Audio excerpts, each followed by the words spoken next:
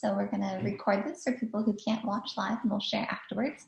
But for everybody who is here, I'm going to go ahead and unmute you, and you can maybe say your name and where you're joining us from, like where in the country or where in the world. So let's start with the birthday girl, Kayla. Where are you right now? I'm headed home from work, but I'm in Georgia. Awesome. Have you been having a good birthday so far? It's been amazing. My 9-year-old surprised me at work. Well, actually, my mom surprised me and my 9-year-old at work and brought me lilies. So that was really sweet. Yeah, it's been a great day so far. Awesome. Happy to have you here. Sarah, what's happening? Where are you? Hi, I'm in Yucca Valley, California. Okay. Yeah. Are you related to one of our other Yucca Valley goddesses? I work with Lisa. We both are teachers up here in the high desert, California. Cool. We'll have the whole school district here pretty soon. Awesome. Love it. Welcome. Carla. Hi, I'm Carla Rodriguez. I'm from New Jersey, originally from Puerto Rico, but I've been living here like for 10 years. So this is home now. Great. Welcome. Thanks. Yeah.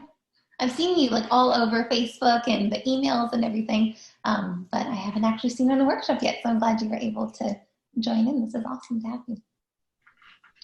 Okay, Miss Lisa.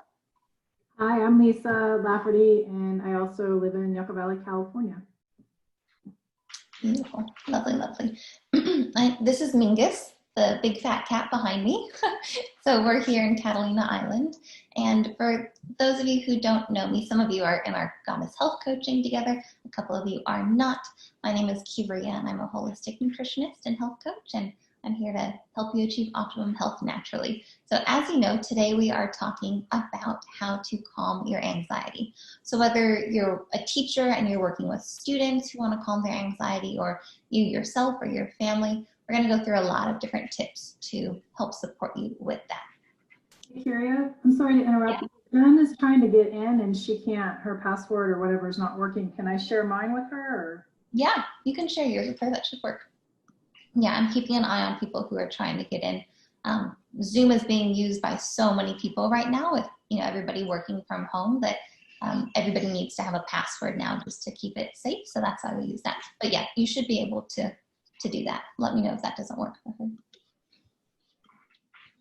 Okay, very good. So 3 things to get the most out of our time together today is presence. Just be here now, and for everybody watching the recording too, I encourage you to turn off your phone, no scrolling through social media, turn off the television, things like that. Just be here, absorb this knowledge. For 1 hour, you can learn a lot, and it can really make a difference in your life. And then also positivity. Sometimes when we're learning new things, we might feel a little bit of doubt or criticism, like, could this really work for me? But just keeping an open mind and staying positive, so that way you can really absorb the tools that you're meant to absorb. And then the third is participation. So of course, for those of you here, we see your beautiful faces and you're engaged in our group.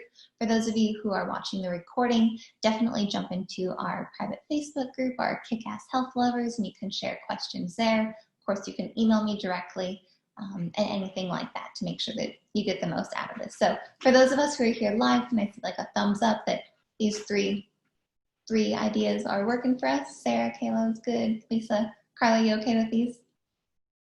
Yeah, okay, thumbs up, very good. So, with that said, we are going to jump in. So my whole mission is to help you find natural solutions to your health problems. And maybe you are already feeling great and you just want to feel better, or you're feeling a little bit down and you need, less anxiety or more energy, whatever it is, these can definitely help you with that. Just a little bit of background for those who don't know me. I definitely used to have anxiety. Back in my days of being a public school teacher was really when my health started to crash, was the first year of teaching. And for those of you who are teachers, you know that your first year is pretty tough. So I had a lot of anxiety, depression, weight gain, hormonal imbalances, adrenal fatigue. It was just kind of when everything hit the fan and my health started to crumble as a result. So my emotions are a bit of a roller coaster. My hormones are a bit of a roller coaster. My mood, I just ate whatever I felt like. This would often be me just eating like chocolate or whatever stuff after work, because again, those of you who are teachers or moms or busy working with your careers, it was hard to like eat breakfast and eat lunch and eat through the day. So then I'd go home and I would just kind of binge eat on anything that I wanted, which clearly had its health repercussions. And I loved coffee all day long, ounces and ounces, like 48 ounces of coffee a day, which is a lot of coffee. That just kind of kept me going for the short term, and then everything crashed. So I realized that that didn't work and that wasn't working for me. So then I kind of switched careers, and I'm still doing education, as you know we are right now with this workshop, but I chose to get my master's in health education and nutrition so that I can help spread the love of health a little bit more. So these are just different certifications and degrees that I have, and I'm feeling a lot better now. So I share these photos with you just to share, like, wherever you're at in your health journey, if you feel like, you know, you've tried all these things and it hasn't worked, or you've been working towards healthier living, but you're just struggling with motivation or ideas, these tips that I'm sharing today can definitely help to empower you on that path forward. Whether you have blood sugar issues or, you know, gastrointestinal issues, hormonal imbalances, thyroid disorders, you just kind of want better health or detox overall, an autoimmune disease, you want to get pregnant one day. We all know this, but it helps just to say again, clearly your food and your lifestyle make a big difference in your overall life. So I know that sounds a little bit obvious, but that's why these tips that we're sharing, you know, they may not sound like rocket science, but they do make a big, big difference. Okay, with that said, we're going to save our questions until the end. I know that there's a number of us here on our workshop together. And for everybody watching the replay, I do want you to reach out if you have any questions.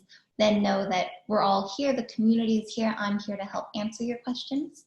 And you know, whether you're watching the recording or you're here live, if you have like a little pen and paper or your phone or something that you can take notes with, I do encourage you to have that handy. You don't need to write a book report or anything, but just writing down like 2 ideas, because I'm going to share, you know, I have pages and pages of all of these like notes and statistics and all these things that I'm going to be sharing, and you don't need to do them all, but as you listen, you will feel something resonate, like, oh, that's a good idea that I should try.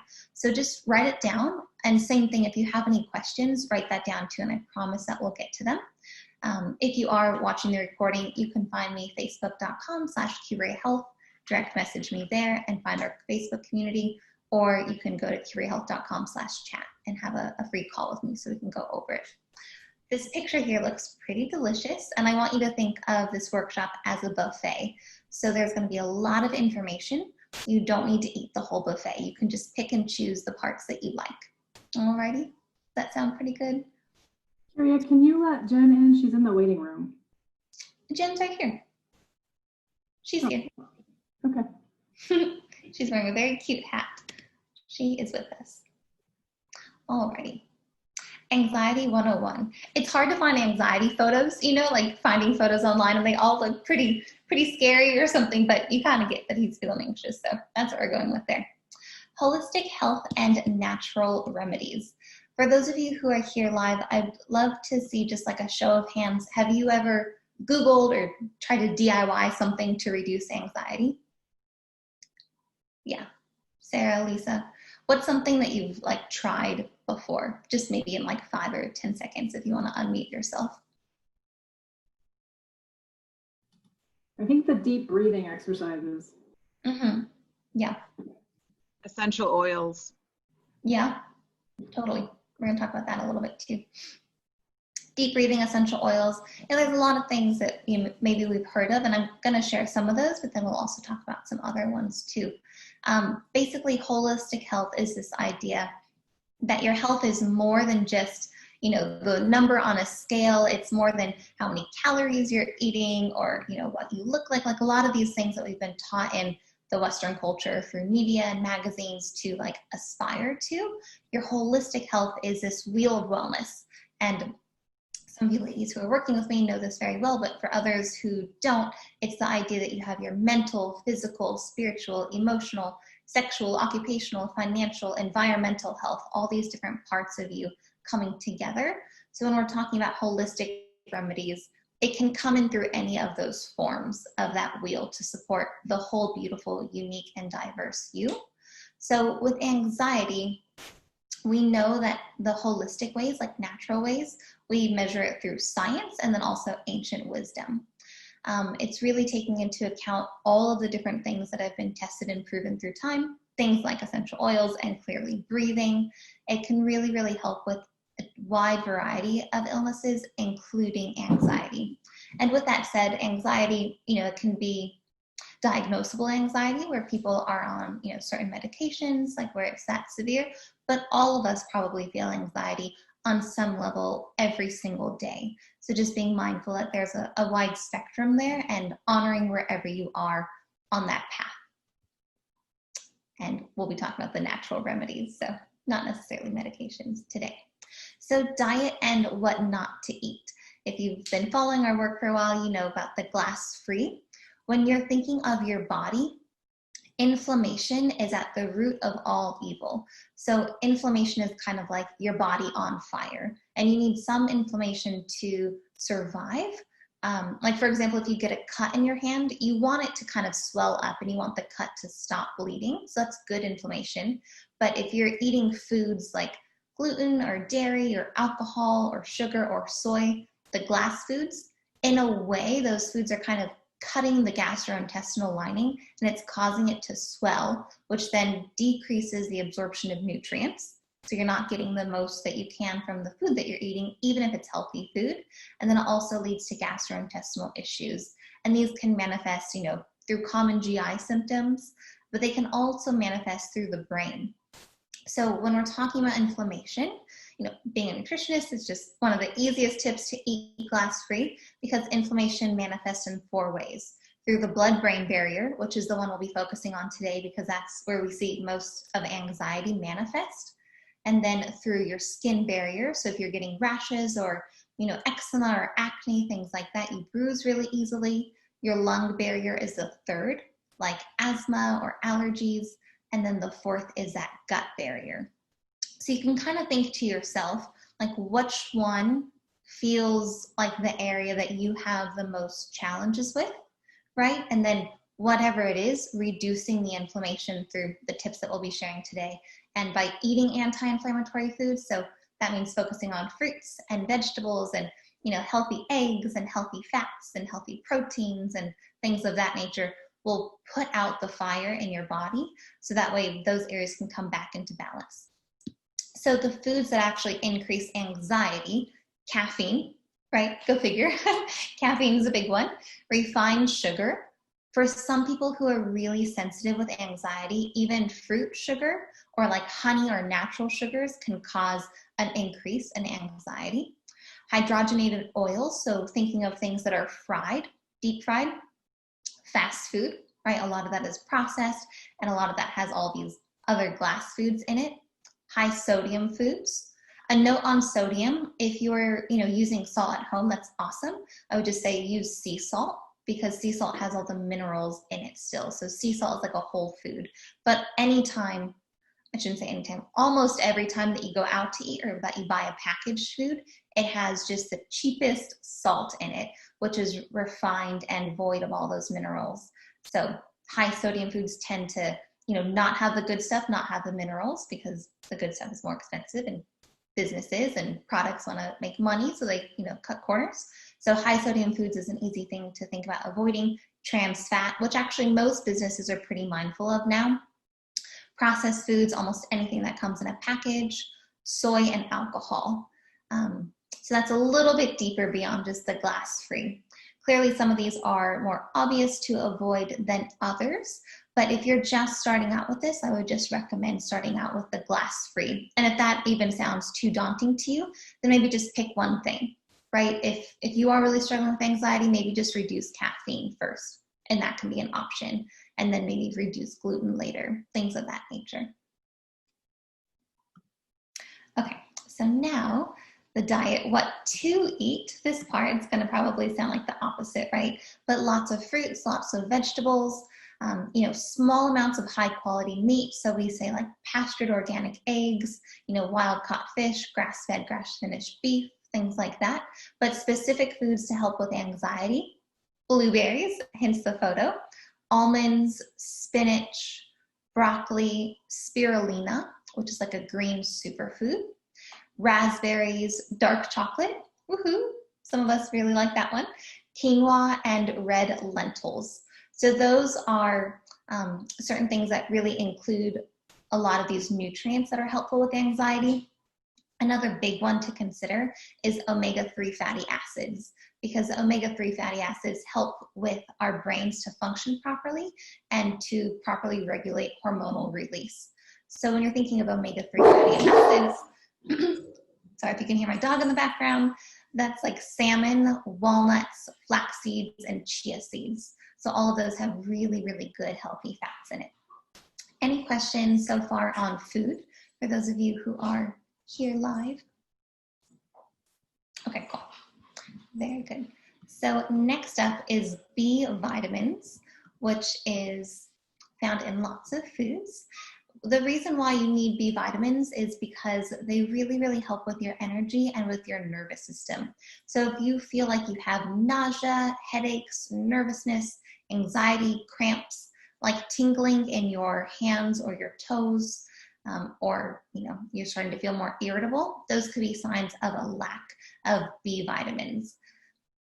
When you don't have enough B vitamins, it's important to, depending on what spectrum you're on with the anxiety, if it's severe anxiety or you feel every day, we should probably do like a B complex supplement for you. But if it's just little things, then you can definitely supplement by having, healthy foods, things like lemons and oranges, citrus fruits, things like beef, pork, chicken. Those will have more of the B vitamins, like B12 is a big one that we talk about a lot. And then your leafy greens. Leafy greens is kind of a key term nowadays, but leafy greens have tons of different vitamins in them, including B vitamins. And of course, avocados, as the photo shares there.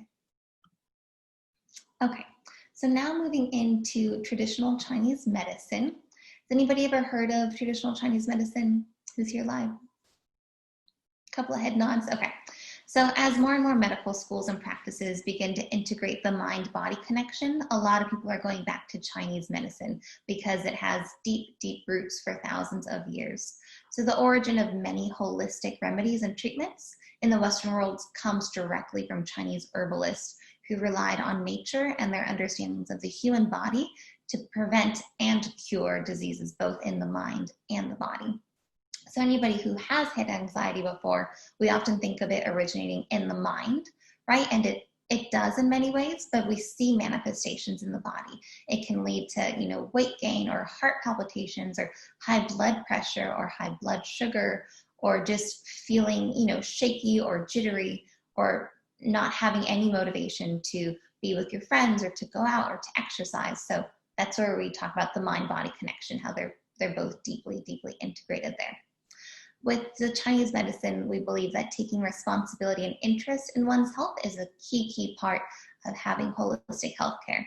So it's really cool to see this becoming more common, right? Like more popular, even in like magazines and media, talking about the mind-body connection, and meditation and yoga and superfoods. All of those things have become more mainstream now, where it wasn't, 50 years ago.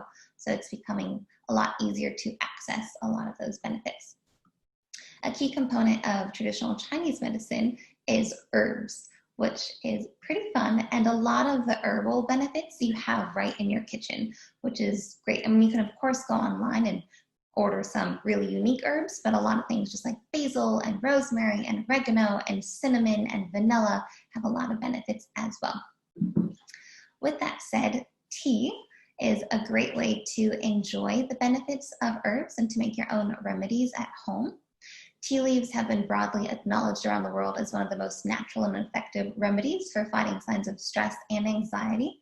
And it's so easy, and one of the best parts is that it's often readily felt, like almost immediately as you're drinking a cup of tea. Things like chamomile and lavender are two of the best for anxiety, and you can probably, go to your store and see like a Zen tea or yogi teas, Y-O-G-I. A lot of those teas are not caffeinated, so they're caffeine free. So they promote relaxation and decrease anxiety. But if you just want to, make your own blend, caffeine, chamomile and lavender are the two best ones to go for. Chamomile practitioners also use this herb for other ailments like hay fever and inflammation, muscle spasms, menstrual disorders, insomnia, ulcers, wounds, GI issues, and hemorrhoids. So when you're using herbs, one of the best parts is that it's super safe. I mean, clearly always, you can consult your practitioner and your doctor. If you are allergic to something, then, don't have it, but it's very, very safe. And it's unlikely that you're going to have, a huge amount of chamomile or lavender. And that's the nice part too, because it's really cost effective. You can just, I usually recommend ordering them bulk, like buying a bulk bag. I sell them, I can send them to you, or you can just get them offline or at your local co-op or grocery store. But if you can find it in a bulk bag, that's a really nice way to have less of an environmental impact, right? Versus the little individually wrapped, super cute little tea bags. If you just buy it bulk, then it will last you, so very long. And there's just a lot less packaging in that too. So chamomile and lavender. That even ties into essential oils. Using chamomile or lavender essential oils is another good way to use those herbs. Peppermint and anxiety. So peppermint, for those of you who haven't tried the essential oil, is very, very cooling. And that's where we see the connection between the mind and the body. So if you tend to get, hot when you're anxious, that makes sense because your body is going into the sympathetic nervous system, right? It's going into that fight or flight mode, and your heart rate's starting to increase. Your circulation is starting to go to your extremities, your hands and your feet, so that you can run away from the lion because you're preparing for this attack. Even though our anxiety might just be stemming from a conversation we had with someone, or from an email, or something we saw on Netflix or the news, and we don't really need to run away from a lion. That's where peppermint is helpful because it's immediately cooling to the body. Even things like if you have a bug bite or back pain, just putting a little bit of peppermint oil on the area is very, very helpful. But if you're using it specifically with anxiety, then you can use it in a diffuser. You can spray a little bit, like have a bottle where most of it is water. And then if it's a bottle about this big, just like a little 2-ounce bottle, all you need is about 5 to 10 drops in there, and then you have your own little peppermint spray. I know a couple of you are mamas, and if you use that with your kids, it's super gentle. Some moms like to put peppermint and lavender spray on their kids' pillows before going to sleep. We can do that too as adults, and it's just very, very soothing to the body. So you can apply it topically. Usually you want to mix it with like coconut oil or jojoba or almond oil, some sort of carrier, if you're just going to rub it into the skin. If you tend to, like to be cooled down when you're feeling anxious, and you can just mix it with carrier oil and put it on your temples or on your wrists are really good areas, or you can make a spray out of peppermint oil. So that's a nice one to do with that. The environment and nature. This one might go without saying, but the place where you live has a huge impact on your levels of anxiety. So this can be seen in many different forms, going back to your wheel of wellness, right? Social, sexual, environmental, political, mental health, all these different things. If you are living in a house with people who are challenging, you probably love them, or maybe you don't, maybe they're just roommates or whatever it is, but if there's people who are promoting to your anxiety, or animals, or even things like toxins, right? Or mold or pollen, pollutants in the air, lead in the paint, whatever it is that might be promoting to your anxiety, your environment is really, really important to consider. So that's on the micro level, and you can get as detailed as your bedroom, right? If it's manifesting in issues with sleeping, then making sure you have a really nice, relaxing bedroom, or at the bare minimum, spraying some lavender, chamomile, peppermint oil on your pillow before you go to bed can help. And then your house as a whole. And then of course your community, right? Your city, our country. And that's why we're doing this workshop right now, because there's so much going on in the world that as a collective whole, our collective consciousness, there's a lot that's provoking anxiety, and many for good reasons, right? But even though things might have good reasons to be promoting anxiety, we as responsible individuals have a lot of power and ownership and agency to do some of these tips. That way we can cope better and we can show up for those causes, those people, those organizations that we believe in. So just a little tip there. If you can control your own environment, even if it's just your bedroom or just your house, maybe we can't control our whole city or country or world right now, but just start wherever you're at and then see how that feels to you. If you've already done that, or if you feel like that's beyond your control, really to change your living environment, then it's about going out into nature, right? The divine perfection of Mother Nature. And it could be as simple as getting your hands in the dirt and gardening. If that's what you're doing, it could be as simple as having one house plant, or sometimes, having a cat or a dog connects you with that nature element. If you have the ability and, you have the desire to go out into nature and go for a hike or a walk, or just sit on a bench that's underneath a tree, you get to choose this spectrum, right? You can go camping for a week in the wilderness with nobody and no cell phone and just totally be submerged. But wherever you're at, maybe take a moment after the workshop to consider how you're getting access to nature right now, and then brainstorm some ways on how you can increase that even just a little bit. Because the grounding element, when you just put your feet, it's actually really interesting research study done on when you're traveling and you are going through jet lag, the first thing to do to adjust to the time zone to decrease the amount of jet lag is to take your shoes, take your socks off, put your bare feet on the ground. And I've done this before and looked a little bit weird at airports, but like the first patch of grass that you see or the first patch of dirt, just like putting your feet on the ground. And you can research this up the wazoo, but it's called grounding. Maybe some of you have heard of like grounding mats. Yeah, Jen's nodding her head. But these grounding mats like pull you back down. And another tip that I forgot to mention in the food section, if you're feeling really anxious and you tend to be more of the disposition where you get flighty and you feel like you're going out of your body, or like you might pass out, or you're just not grounded, having a little bit of sea salt, just putting it in your hand and licking it or putting it in a spoon immediately grounds you. Sea salt is one of the core elements of the earth, and you can try it as a little test the next time you're feeling excited. It's one of the easiest things, just a little bit of sea salt and just eat it, boom, you come right back down. And that's what nature helps to do too. I could talk about nature all day long, but that's a really good one. So if that one is resonating with you, then maybe try that sometime this week. Essential oils and aromatherapy. This was one that a couple of you mentioned at the beginning of the workshop, saying that you've tried before. We've already talked about a few of them. We talked about peppermint oil and chamomile and lavender, but there's a few other ones too. I want to talk about lavender first because it's literally the most popular essential oil. Many people have lavender face wash or lavender lotion or just lavender at home.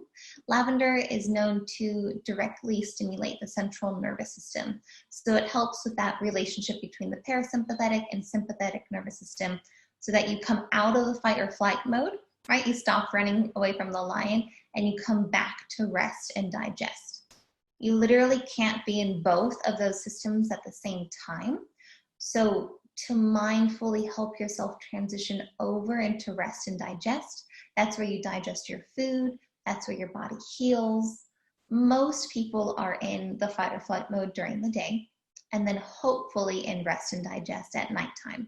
But we know a lot of people have challenges with, sleeping and not getting good quality sleep. If you're not waking up feeling restored, then that could be a little bit of an imbalance there. But lavender directly helps that.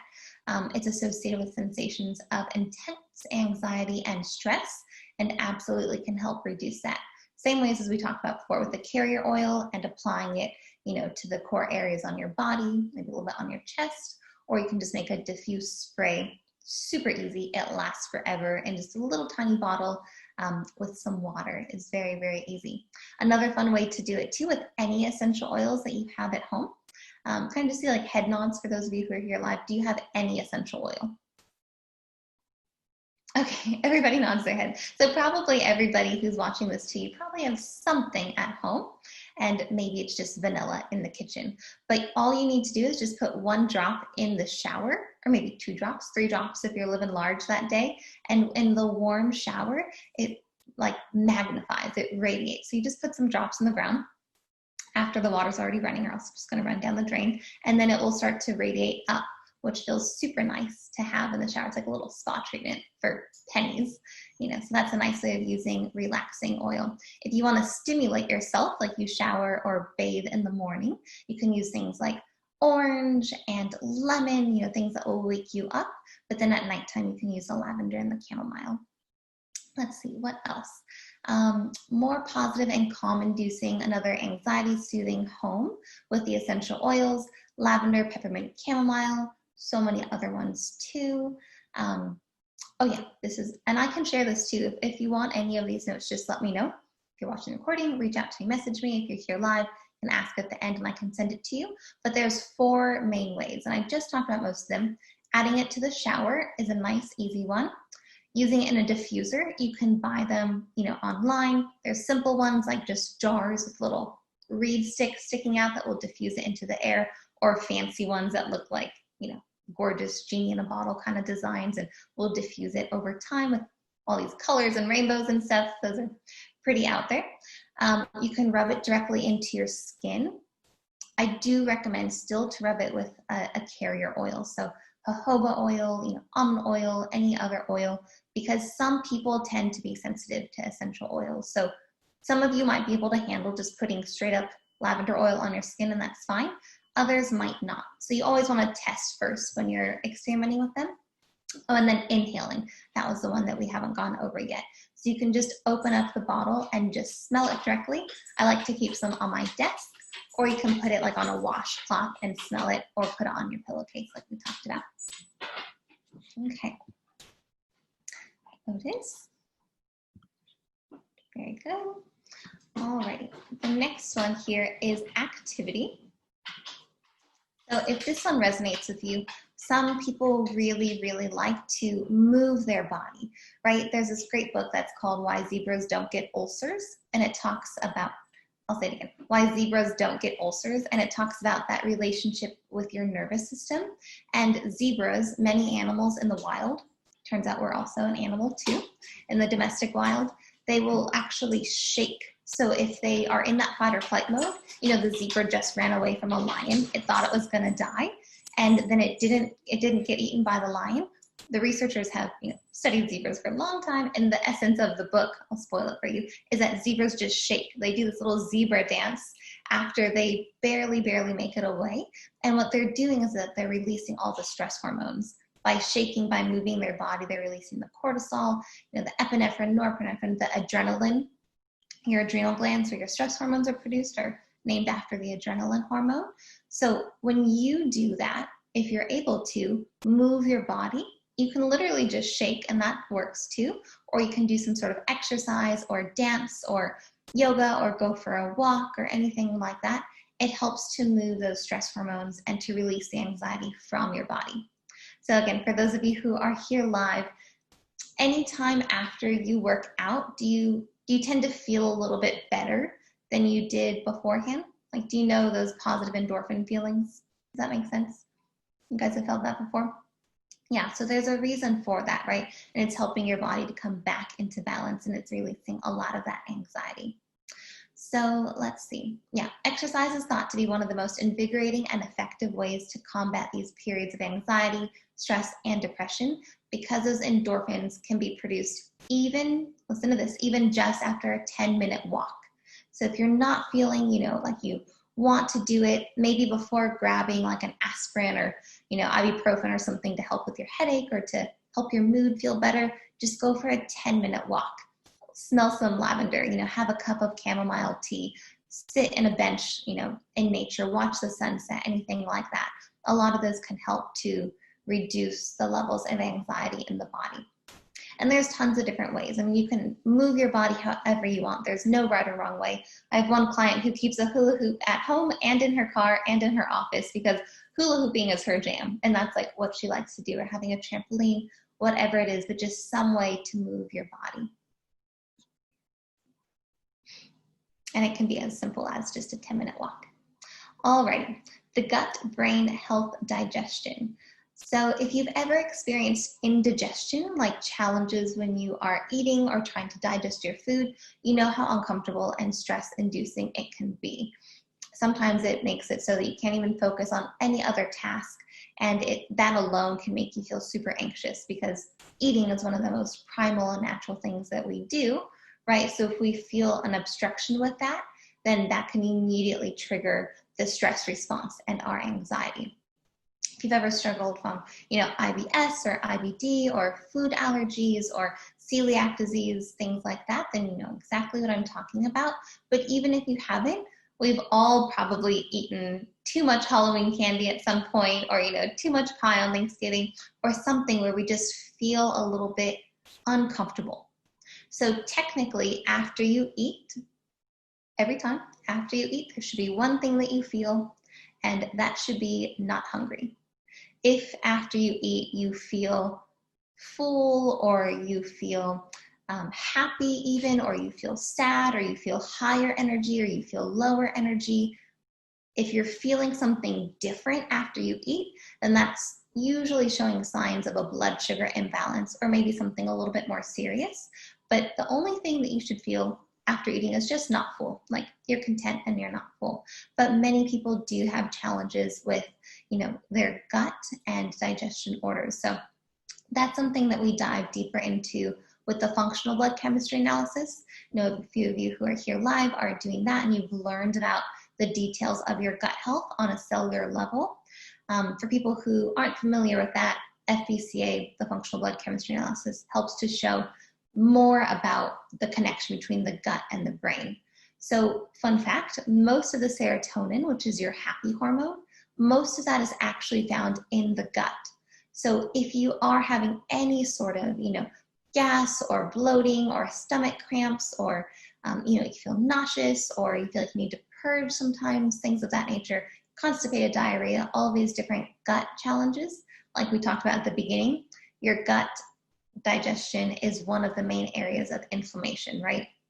So if you feel any of those, then it's probably a sign to really focus on the glass-free foods, so that way you reduce the inflammation there. Let's see, fiber is another really important part when you're eating fibrous foods. So fiber is found in fruits and vegetables, rice and beans, things like that. It really helps to have the nutrients be absorbed, because oftentimes the fiber isn't necessarily absorbed itself, but it helps the nutrients to pass through. Let's see.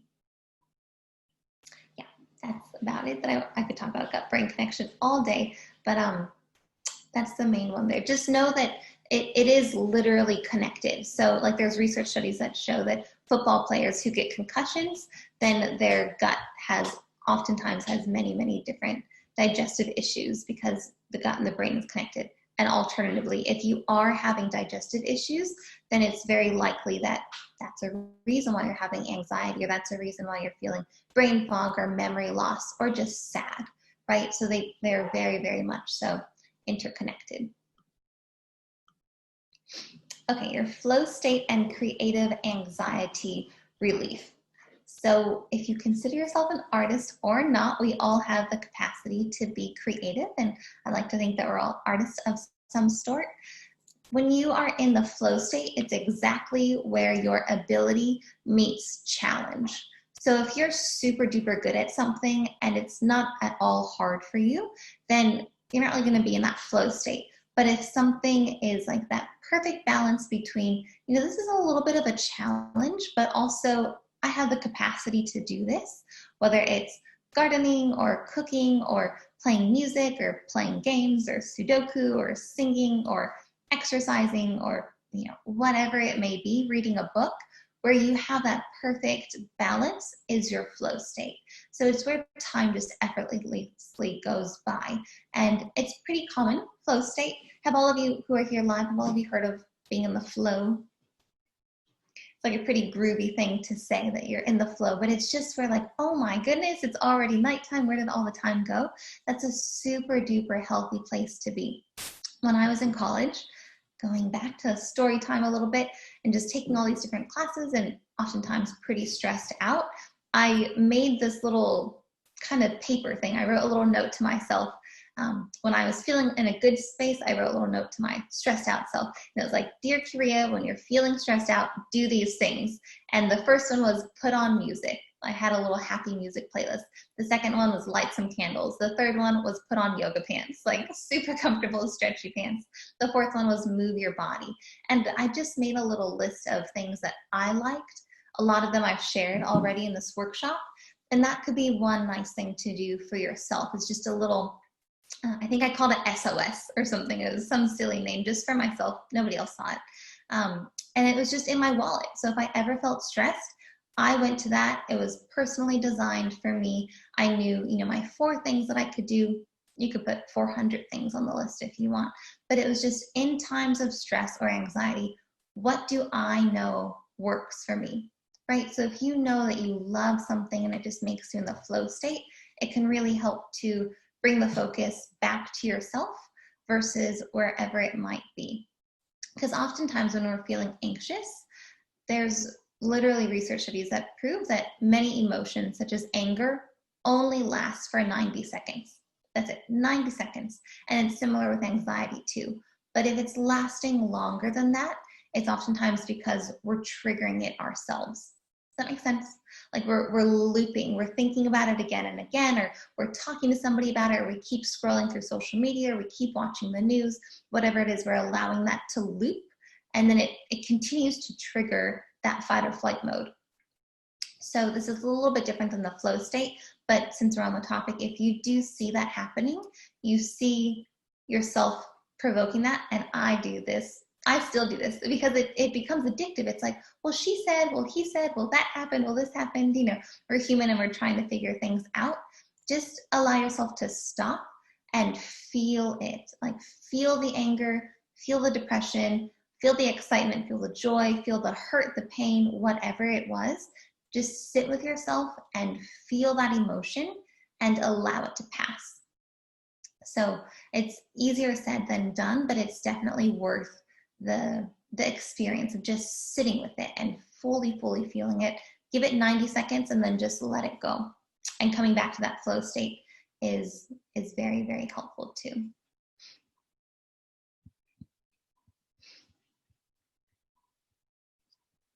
I've been practicing that 90-second rule a little bit more recently, and it's definitely a worthwhile one to endeavor. Yoga and meditation, this is one just that I have to put in here. Has anybody here ever tried one of these? Just like a head nod or a thumbs up. Cool. Yeah, it's becoming very, very common. And going back to what we talked about at the beginning with the traditional Chinese medicine, like things like yoga, meditation are becoming totally mainstream. Kids are doing it in schools. There's a gazillion free videos online. You can get meditation on SoundCloud or Spotify. Like they're everywhere, which I think is a good thing that it's so common. When you're doing yoga or meditation, yoga really is a form of meditation. There's actually 8 different branches of yoga. One of those 8 branches is asanas, which is the physical movement.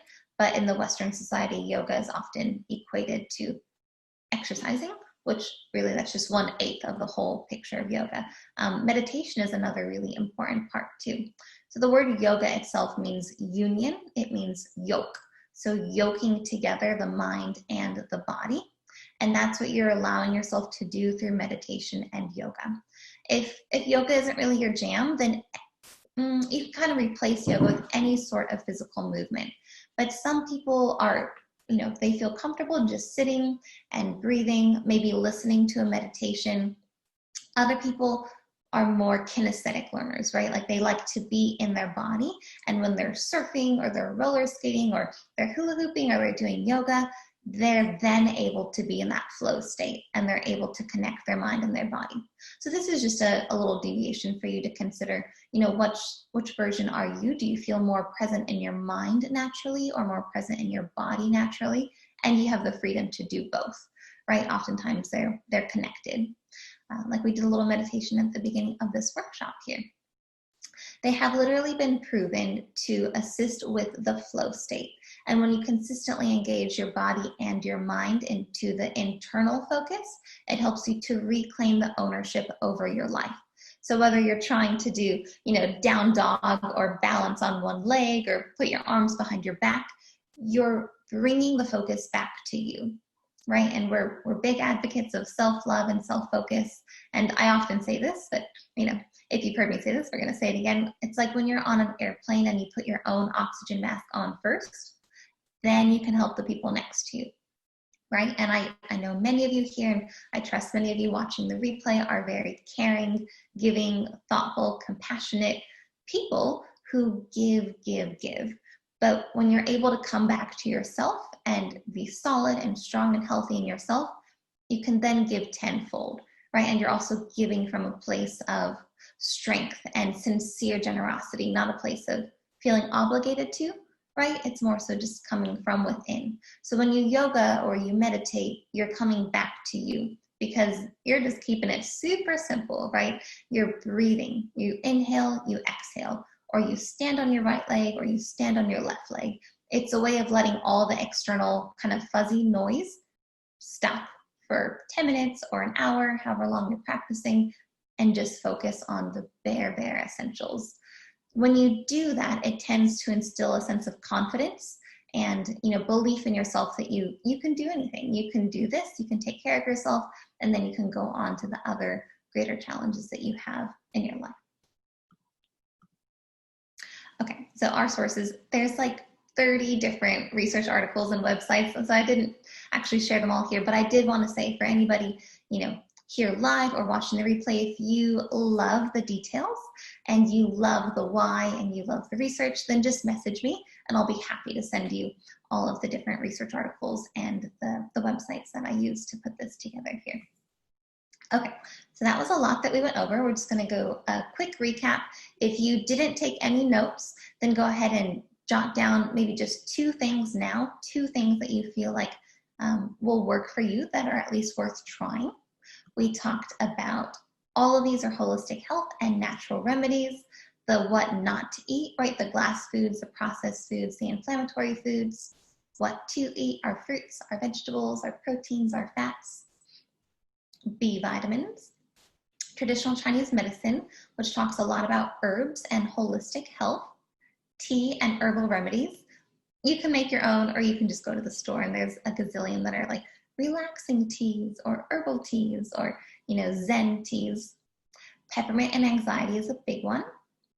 Your environment and nature. So remember, the microcosm was your environment at home or in your car or in your office, and the nature is Pachamama, right? Like the big environment. So do one or both if you can. Essential oils and aromatherapy. We mainly focused on chamomile and lavender and peppermint because those are proven to be the best for anxiety. Activity, any way, shape, or form. Bare minimum to get those endorphins, those positive releasing hormones, is walking for 10 minutes. I'll go back to that for a second. If you tend to be an emotional eater, which I know a lot of people in my community are, then it's a really, really good challenge for yourself before you go for the ice cream or the chips or the candy or whatever it is that you tend to go for. Tell yourself, I'll say I statements because this is what I used to do, because I showed you the picture at the beginning, the chocolates. I used to do this. I was like, okay, if I want to eat this box of chocolate, I can, but first, I'm just going to walk around the block. Like, I'm just going to walk for 10 minutes. That was it. And then oftentimes when I came back, I connected with nature. I was out in the sunshine or the moonshine. You were in the fresh air. And then it was like, maybe I'll have a chocolate, but I don't feel that need to eat the whole box of chocolates. Does that make sense? Just kind of giving yourself like, sure, you can eat the whole pint of ice cream, but first, let's just dance for 10 minutes. Put on 2 songs and dance, right? When you start to have that moment of awareness, that's when everything changes. It's just the moment of stepping back and seeing yourself from a bird's eye perspective and saying, oh, okay, I'm in control of this show. I'm the director of my life. I'm not just letting my anxiety rule me. I actually am going to love myself and take care of myself by doing this. Gut-brain health connection, all the healthy foods, how that helps your gut, how that helps your brain, your flow state and creative anxiety relief, anything. Some people like to work on cars, some people like to journal, whatever it is, whatever feels good to you, organizing the cabinet, whatever it is that is your happy flow state, just do it. Maybe make that little list, your SOS letter to yourself with your ideas. yoga and meditation. Okay, so what is one thing you're going to try? What's one thing you've learned today? We're going to, for those of us who are here live, we're going to share just one thing that you like. And of course, if you're watching the recording, then please do reach out in our Facebook group or message me and share what you're going to try. So you can just unmute yourself. Well, anybody can go first. I'll go first. I'm gonna try a couple different things, but I want to try the sitting with my emotions for 90 seconds and just reminding myself that, you know, it will pass, because I think it's easy to get stuck in the thought that, like, pounding your own anxiety about, you know, your emotions lasting forever. So I like that. And I want to try the sea salt thing, and I'm going to make some, a spray. And then one thing that I learned, and I want to, I don't know, I guess research a little bit more, was you talked at the beginning about 4 different barriers: the brain, blood, skin, lung, and gut. And so I thought that was really interesting. And then analyzing within my own body, like, what is affected the most by my anxiety, or what is causing my anxiety. And so I thought that was cool. Yeah, that's a really cool one. I'm going to share a link at the end where we can jump on a call together, and we can go over that a little bit more, and I can help you assess, like, the root cause. And this is for anybody watching the recording or here live. Be happy to help you figure out, like, what is causing this, because we didn't really talk about that today because it's so different for everyone. These are more tips that you can try on your own. And then also, Sarah, there's a video on my Facebook page that dives into those 4 areas of inflammation. I think it's called "What is the Root of All Evil?" or something like that. But there's a whole video that talks about the 4 different barriers and how you can figure out which one. Yeah, awesome. Those are good tips. Lisa? Well, I struggle with headaches, so I was going to kind of look into the B vitamin deficiency thing a little bit more. Maybe we'll talk about that later when we have the analysis talk. And then, like Sarah, the 90 seconds of just experiencing the emotion and hopefully letting it go, because I do tend to loop a lot. Maybe that's just a teacher thing, but we do agonize over things that we can't change. And I think but allowing ourselves to feel that for 90 seconds and then letting things go. Yeah, it's powerful.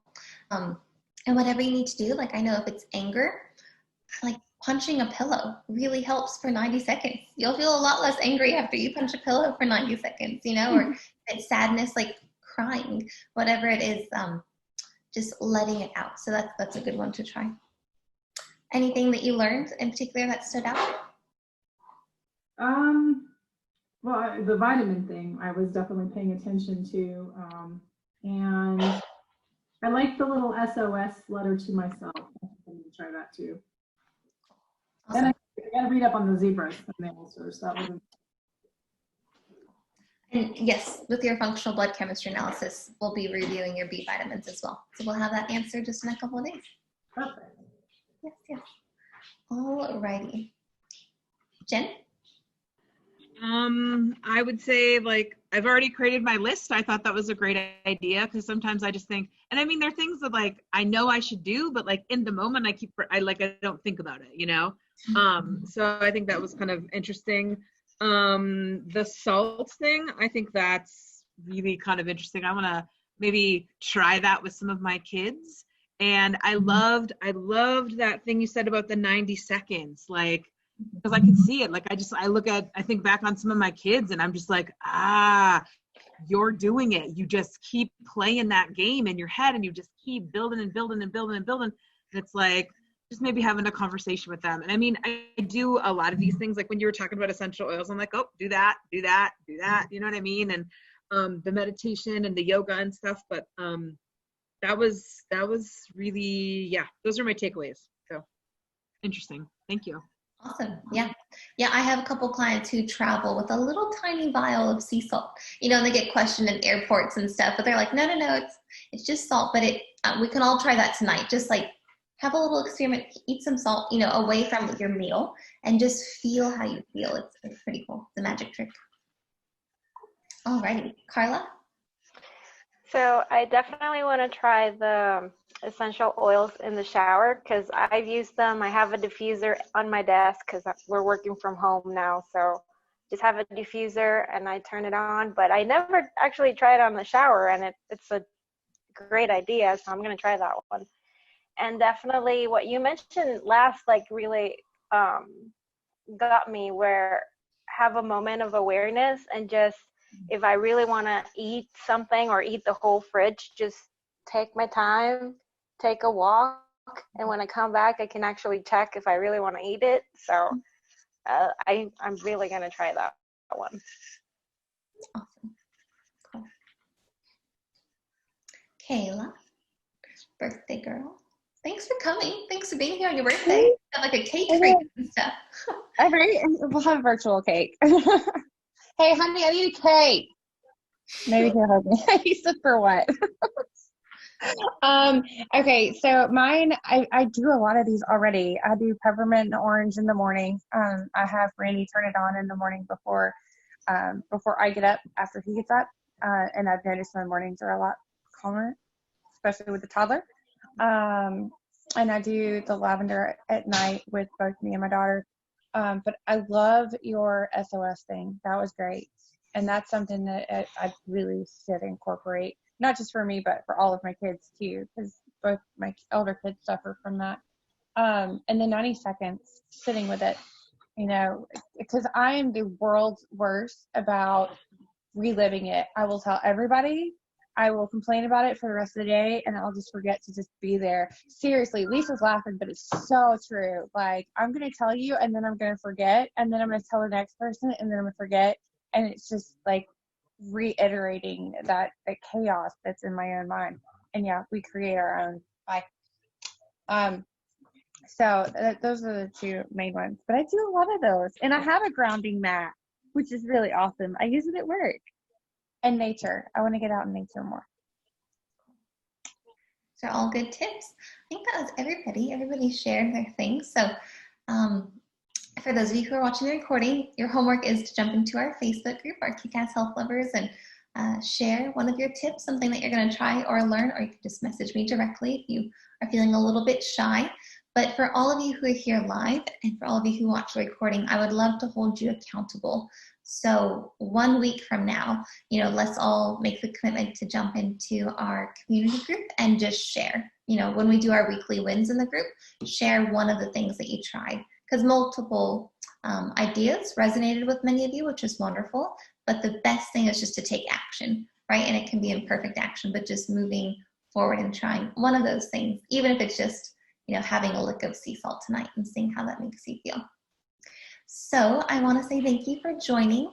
And for anybody who wants to dive deeper into talking about your anxiety, I like, Sarah, how you mentioned talking about the barriers of inflammation, trying to figure out the root cause of anxiety, then just going to cureahealth.com/chat.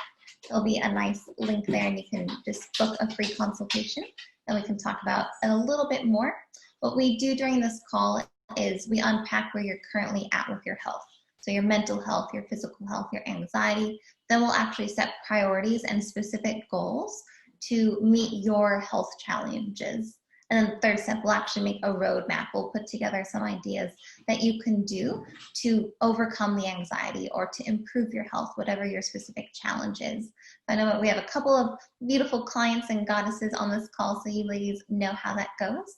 But anybody who, just wants a little bit more support, this is totally free. There's no strings attached. There's no pressure to do or be anything. You don't need to prepare for this in any way. It's really just here because I'd love to help you take what you learned and actually put it into action. Because when you do this, you help to inspire your students and your friends and your family, and a less anxious world is a better world for all of us. So thank you all for being here. We do have some time for Q&A. If any of you have any questions about things that I said or other ideas for anxiety that you want to share, anything like that, I'll unmute everybody who's here. And anybody watching the replay, you can just message me directly and we'll answer all of your questions. Any questions? You're all muted, so you can just unmute yourself if you. I had a question. Yeah. You mentioned something about trying to mix the essential oils with some sort of like oil, coconut oil, do you have like a ratio on how much? Is it just a drop of the essential oil into how much of the oil? Because I've never tried that before. Mm-hmm.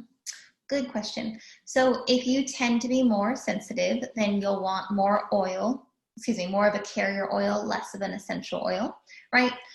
If you're not that sensitive, then you can probably get away with a little bit less. But if you're doing, let's say like a half a cup of jojoba oil or almond oil or coconut oil, anything like that, I would just do 5 drops of the essential oil. That's Okay. plenty. And it also will make your essential oil bottle last like a year, it'll last a super long time, but you can listen to yourself. So I would start with that ratio, like a half a cup of the carrier oil, which just carries the essential oil and is a neutral base. And then the 5 drops is the essential oil. Or if you're going to do lavender and chamomile, you can do 10 drops. You can do 5 of each. And if it doesn't feel like it's being strong enough for you or you don't smell it as much as you want to, then you can add more. But just start with that and see how your body reacts and how it feels, and you can always add more. And then if you're doing the diffuser, do like 2 ounces of water for every 3 to 5 drops of oil, because it's just in water, so it's easy to smell. And that's the easiest way to make like a nice little bathroom spray, right? Instead of Febreze or things that has like a lot of chemicals, just make your own little essential oil mix. Thank you. You're welcome, Carla. You have your diffuser right there on your desk, or is it somewhere else? Yes, it's here. Yeah. It's right here. It's a cute one. Any other questions, ladies, or thoughts? We're good? Okie dokie. All right. Well, Sarah and Carla, I would love to jump on a call with you if you want to go to curatehealth.com/chat. It'd be nice to talk a little bit more. All these other beautiful goddesses I get to see every single week.